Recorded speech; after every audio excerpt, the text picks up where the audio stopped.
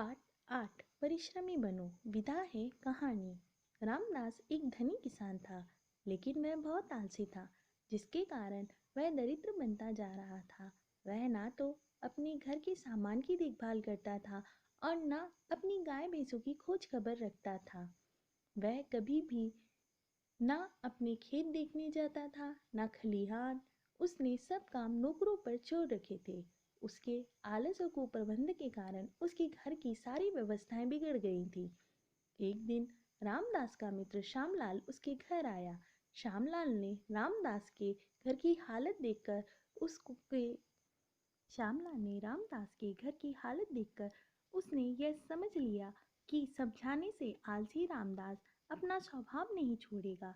इसीलिए उसने अपने मित्र रामदास की भलाई के लिए एक उपाय सोचा और उससे कहा, मित्र, तुम्हारी विपत्ति देखकर मुझे बड़ा दुख हो रहा है, परंतु दरिद्रता को दूर करने का एक सरल उपाय मैं जानता हूँ। श्यामलाल की बात सुनकर रामदास ने उत्सुकता से कहा, मित्र, कृपया करके वह उपाय तुम मुझे बता दो, मैं उसे अवश्य करूँगा। के जागने से पहले ही मानसरोवर में रहने वाला एक सफेद हंस पृथ्वी पर आता है और दिन चढ़ने पर दोपहर में लौट जाता है। यह तो पता नहीं कि वह कब वहां आएगा, किंतु जो उसका दर्शन कर लेता है उसको कभी किसी बात की कमी नहीं होती। यह सुनकर रामदास ने कहा, कुछ भी हो मित्र, मैं उस हंस के दर्शन अवश्य करूंगा। कुछ दिन बाद श्यामलाल वापस चला गया।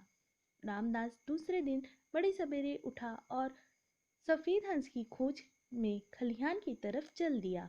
वहां पहुंचकर उसने देखा कि एक आदमी उसके ढेर से गेहूं अपने ढेर में डालने के लिए उठा रहा है।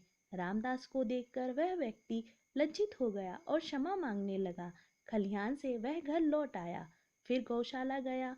वहां का रखवाला गाय का दूध धोकर अपनी स्त्री को दे रहा था। रामदास ने उसे डांट लगाई। घर पर जलपान करके हंस की खोज में वह फिर निकल गया और खेत पर गया। उसने देखा कि खेत पर अब तक मजदूर नहीं आए थे।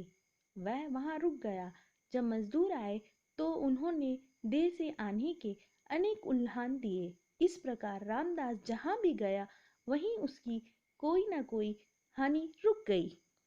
अब रामदास प्रतिदिन सवेरे उठने लगा और सफेद हंस की खोज में जाते समय अपने खेत, खलियान व गौशाला में चला जाता था। धीरे धीरे उसके नौकर डर की वजह से काम ठीक करने लगे।